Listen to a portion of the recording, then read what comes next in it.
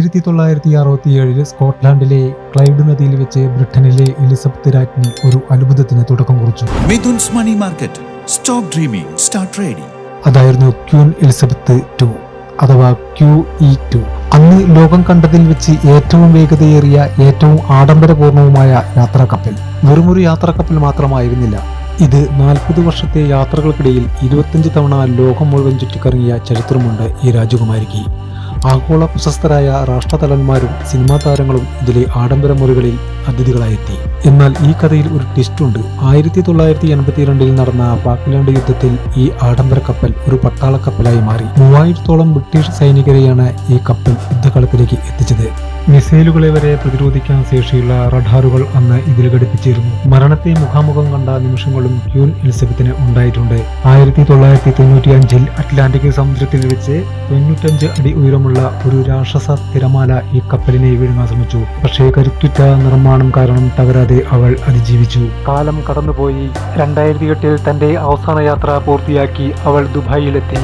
ഇന്ന് ദുബായിലെ പോർട്ട് റാഷിദിൽ തല ഉയർത്തി നിൽക്കുന്നു ഈ കപ്പൽ. ലോകത്തിലെ തന്നെ അപൂർവമായ ഒരു ഫ്ലോട്ടിംഗ് ഹോട്ടലാണ്. സമുദ്രത്തിലെ ആ പഴയ കഥകൾ ഇന്നും ഈ ചുവരുകൾക്കിടയിൽ മാറ്റൊലി കൊള്ളുന്നു. പക്ഷേ എന്തിനാണ് ഈ ബ്രിട്ടീഷ് രാജകുമാരി തന്റെ യാത്ര അവസാനിപ്പിക്കാൻ ദുബായ് തെരഞ്ഞെടുത്തത്? 40 വർഷത്തെ നീണ്ട യാത്രകൾക്ക് ശേഷം 2008 QE2 വിരമിക്കാൻ തീരുമാനിച്ചപ്പോൾ ലോകത്തിലെ പല പ്രമുഖ നഗരങ്ങളും ഈ കപ്പലിനായി രംഗത്തെത്തിയിരുന്നു.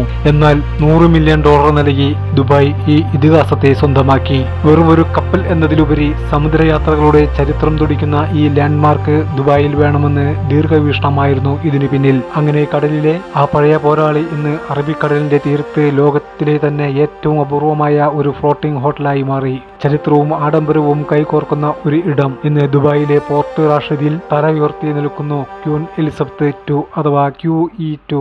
ഒരു വ്യക്തി ഒരു ദിവസം 8 മണിക്കൂർ പണിയെടുത്താൽ കിട്ടുന്ന പണമാണ് അയാളുടെ സാലറി. ഞാൻ പറയുന്നത് പ്രൈമറി ഇൻകം ആയ നിങ്ങളുടെ സാലറിയെ കുറിച്ചല്ല. നിങ്ങൾക്ക് അതിനും കൂടുതൽ സമ്പാദിക്കാൻ കഴിയുന്ന ഒരു സെക്കൻഡ് ഇൻകമിനെ കുറിച്ചാണ്.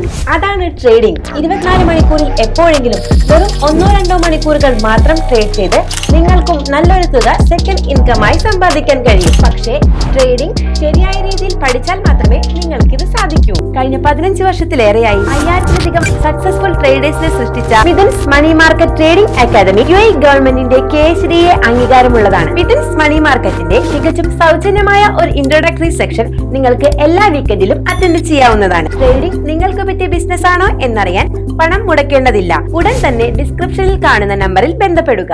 Mithun's money market. Stop dreaming, start trading.